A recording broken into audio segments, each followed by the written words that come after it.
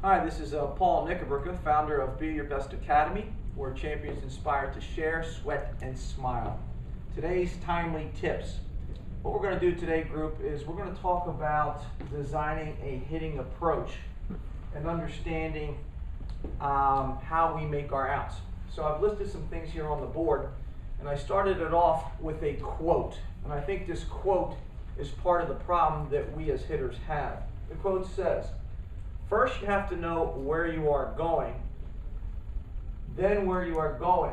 First, you have to know where you are, then where you are going, before you can go fast. If you go too fast, you're going to miss where you are going." And I think sometimes we try to speed things up too quickly. We don't understand what type of hitter we are or where we really are. So in designing a hitting approach, there are many factors that come into play. As a coach, I have a concern with my players because I don't think they have a very good hitting approach. You as hitters, do you have a sound hitting approach? What does that mean? When I go up into the batter's box, when I go ready to hit the baseball and be productive and become the ultimate hitter, do I have an approach, or am I just going up there whacking away? If that's the case, then you're leaving some things on the table. You're missing key elements to becoming the ultimate hitter. And we've already defined the ultimate hitter. So I've got to ask you guys this. Every one of you has an issue, or you wouldn't be here. I have yet to see anybody see me that's perfect. Perfect is an elusive term. There is no such animal as a perfect hitter. So all of you have something you would like to get better in. So think about that, because I'm going to ask you some questions. And I'm going to start by asking you this. How do you make your outs? That's a big, big, important question. How am I making my outs? You see, the best coach. What's the best coach? The best coach is the ball. The baseball will tell you what you need to work on. If I'm consistently hitting line drives to the catcher, that tells me something. If I'm swinging and missing and not hitting the baseball, that tells me something. If I'm hitting flares to the opposite side, that tells me something. If I constantly roll over and hit weak ground balls to the pull side, that's telling me something.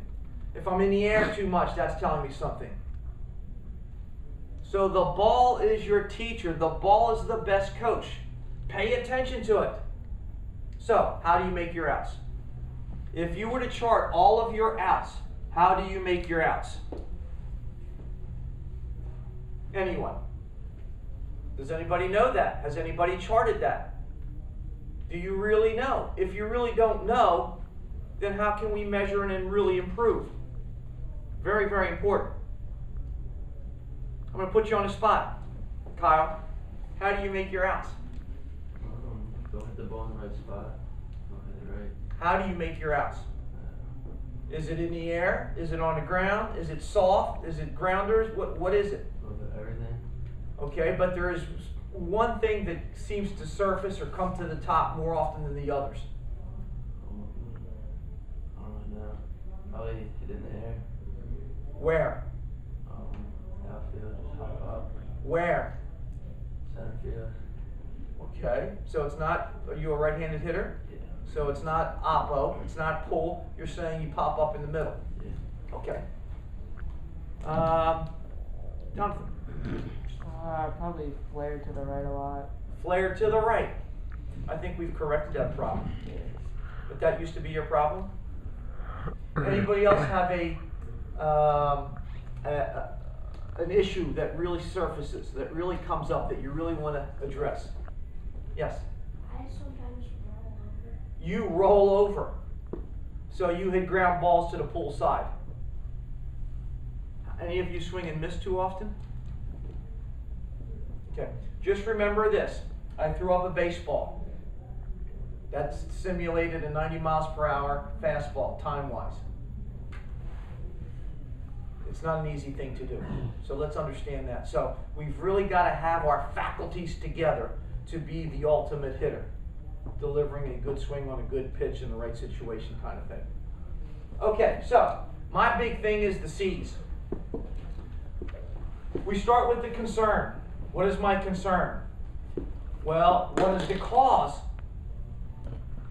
A lot of people can look at the flaw but don't comprehend the cause. This is key.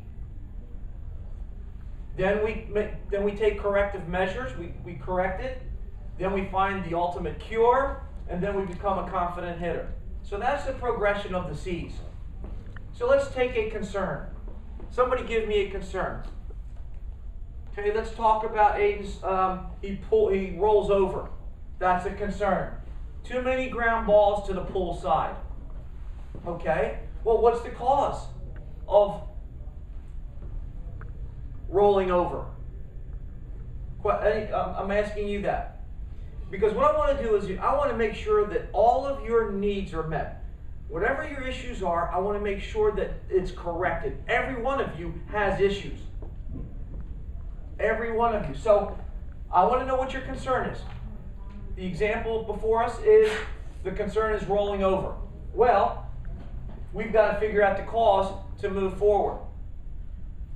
The cause, is it an athletic problem? He's not strong enough? Is it a mechanical problem or a technical problem? My mechanics aren't very good. Is it a mental issue? I've got too much clutter in the brain. I'm not seeing the ball with clarity mentally. My emotions are taking over. Is it a visual thing? I'm not getting to release point on time. I don't see the ball very clearly. Am I too early? Am I too late? Or is it a nutritional thing? Late in the game, I feel weak. I didn't get enough good nutrients in my body. I didn't hydrate enough. I'm tired. I'm fatigued. My blood sugar goes down. I didn't get enough sleep the night before. Or is it the problems of daily challenges? I broke up with my girlfriend. I didn't do well on a test. I've got too much to think about. I've got a big exam coming up.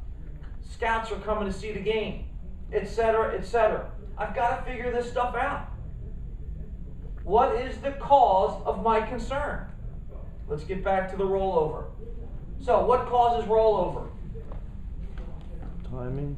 Timing. Thank you. Hitting is about timing. When it boils down to the final analysis, it's timing. What are you doing in between pitches? What are you doing to set the timing? Are you connecting and committing rhythmically to your target, the release point, the pitcher? That's the question you should be asking yourself. So the rollover. You said timing. What do you mean by timing? It's too early. Too early. If I roll over, I'm too early. If I'm too late, I'm where? Pop up. Usually, generally speaking, pop up.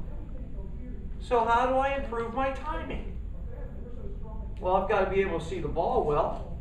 I've got to connect and commit rhythmically with the pitcher. I've got to learn ways to slow the ball down or speed up the ball in this case.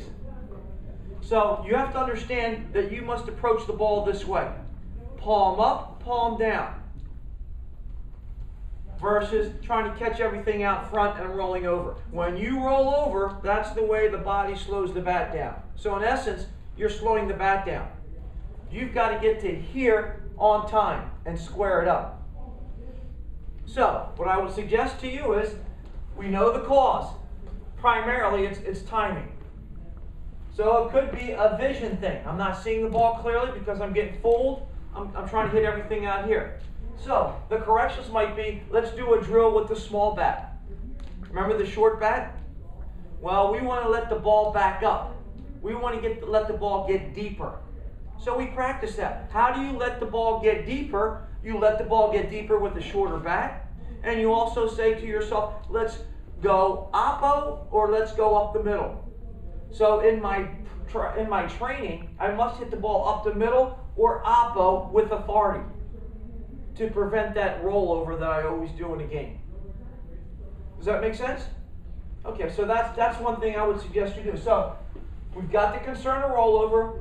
We've got the cause, perhaps timing. The corrective drills is to what? Let the ball get deep, use a short bat, understand palm up, palm down, and go oppo with authority, hit it hard. So that's the cure. The cure is, can we do it in game conditions or in practice conditions where we simulate game conditions? So can we do it with a little bit of pressure? Can we do it in a game? This is about results. So if you do all these things, guess what? You become a confident hitter. Does that make sense? Okay, you become a confident hitter. Give me one more example, and then we'll get started. What other concerns do you have? Anybody want to share a concern that they have?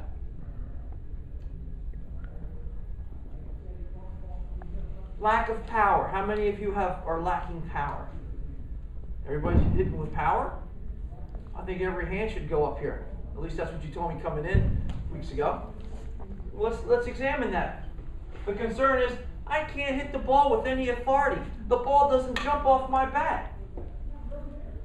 It doesn't jump off my bat. Is everybody capable of hitting a ball over a fence? Well, that depends how far the fence is. It depends on who's pitching. It depends on the weather. A lot of things. But everybody will hit the ball hard. Everybody will hit the ball hard. So, what's the cause of lack of power? Once again, I go to these factors. Am I not strong enough? Do I have poor balance? Am I not coordinated? Am I not in sync? Do I have poor rhythm? Do I have poor tempo? Mechanics. Am I driving my back elbow behind instead of back? Am I long two instead of short two? Am I efficient with my mechanics? Mentally, same kind of stuff. Do I think like a squirrel or do I think like a shark? Big, big difference between the two. Scattered thinking versus laser-like thinking. The mental, we can't forget about the mental. The mentical, combining the mental and the physical, they work together like scissors, cutting paper. One blades the mind, one blades the body. They have to work together. Is it a visual thing? Nutrition, all that stuff that we kind of talked about earlier. So, lack of power. Let's say the cause is, what do you want to say the cause to lack of power is? Maybe I am lunging at the ball. Maybe I'm out in front of the ball. Maybe I'm letting me get the ball too deep.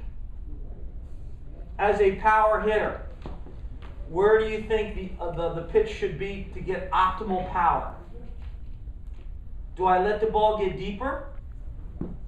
If I catch the ball on the outside part of the plate and I drive it the other way to right center, is that my power?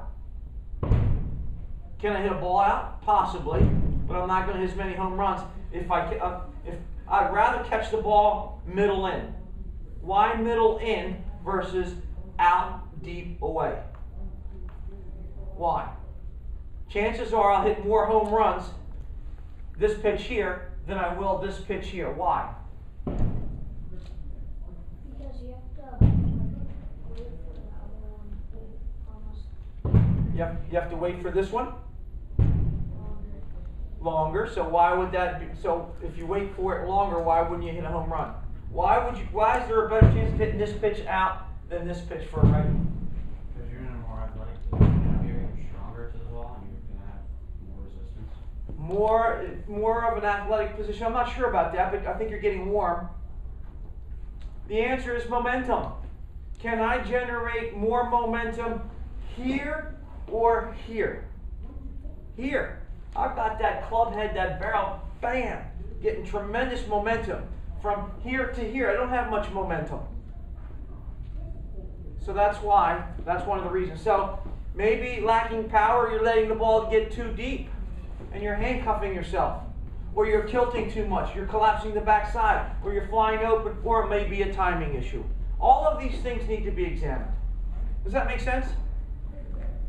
Okay. Well, I want to make sure that I address all your needs. So today, come up to me. I'll give you feedback as to what I see, but you got to tell me what you do in a game. How are you making your outs? So important.